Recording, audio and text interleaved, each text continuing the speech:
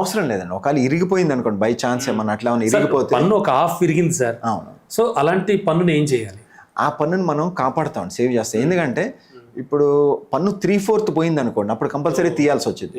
ఒకవేళ 1/4 or half పోతే మాత్రం దాన్ని మనం రూట్ కెనాల్ ట్రీట్మెంట్ చేసి కాపాడి దాన్ని ఒక బిల్డప్ చేసి సిమెంట్తో మళ్ళీ దాని మీద క్యాప్ అనేది తొడిగేసేస్తాం. సో ఆ క్యాప్తో మళ్ళీ నవిలిన ఏం చేసినా ఏం కాదు? ఏం కాదండి ఇబ్బంది. ఫర్ ఎగ్జాంపుల్ ఇది రూట్ కెనాల్ ట్రీట్మెంట్ అండి, ఇట్లా చేస్తూ ఉంటాం అన్నమాట స్టేజెస్.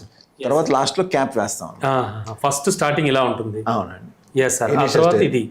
ఇది మనం క్లీన్ చేసి రూట్స్ అన్ని క్లీన్ చేసేసి, ఇదిగోండి మనం దీంతో క్లీన్ చేసేసి తర్వాత ఏంటంటే దాన్ని ఫిల్ చేసేస్తాం అన్నమాట. ఓకే, జీపీ పాయింట్స్ ఉంటాయి, దాంతో ఫిల్ చేసి సీల్ చేసేస్తాం. సీల్ చేసిన తర్వాత దాన్ని మెజర్మెంట్ తీసుకొని ఇట్లా క్యాప్ వేసేస్తాం అన్నమాట.